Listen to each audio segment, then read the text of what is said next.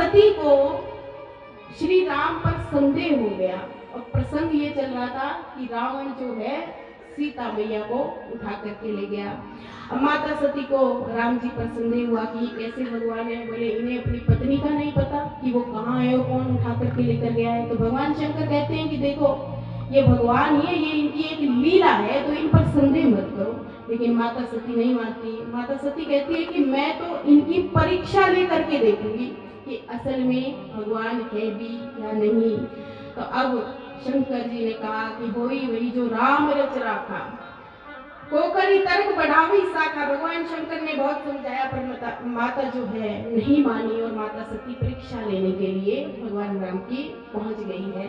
अब जंगल में जैसे ही पहुंची है तो भगवान ने जो चाह रखा है वो वैसा ही होता है। अब परीक्षा लेने के लिए पहुंची, कैसे पहुंची? माता सीता का भेष बना करके पहुंची है। माता सीता का भेष बना करके राम जी के सामने जाकर के खड़ी हो गई है। भगवान राम जी के सामने जाकर के खड़ी होती है कि स्वामी मैं आ गई हूँ रावण के चंगुल से छूटकर।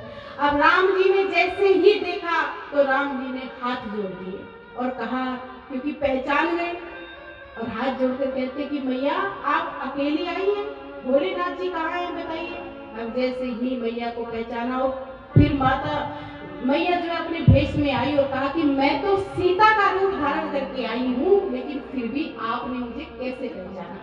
अब भगवान राम ने कहा कि देखो आप सीता का जो है वो रूप तो बना सकती हो, लेकिन वो ऐसा स्वभाव जो है वो नहीं बना सकती। मैंने आपको इसलिए पहचाना क्योंकि मेरी सीता जो है वो कभी भी मेरे आगे खड़ी नहीं होती, वो हमेशा पीछे खड़ी होती है, इसलिए आप तो मेरी मैया हो। अब परीक्षा में भगवान पास हो गए, परीक्षा ले ली। अब माता सती जो है परीक्षा लेकर भगवान शंकर के सामने पहुंचती है और भगवान शंकर ने पूछा है कि हो गई परीक्षा? तो कहती है कछुना परीक्षा ली ना गोसाई, कि हे प्रभु कोई मैंने परीक्षा नहीं ली है। लेकिन भगवान शंकर तो सब कुछ देख रहे थे।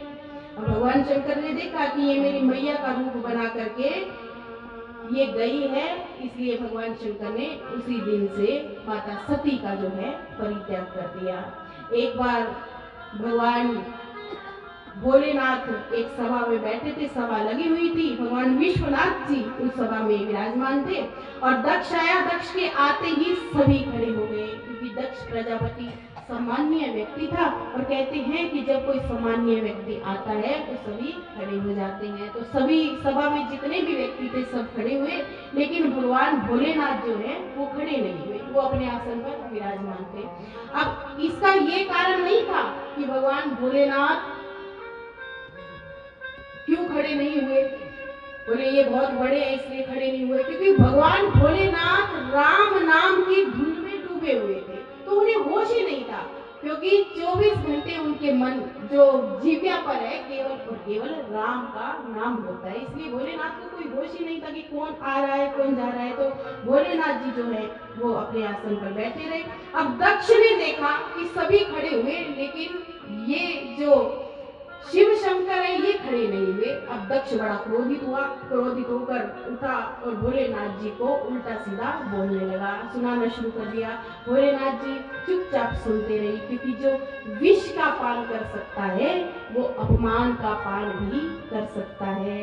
क्योंकि भोलेनाथ जी सबसे सरल देव है, सबसे सरल देव। हालांकि संहार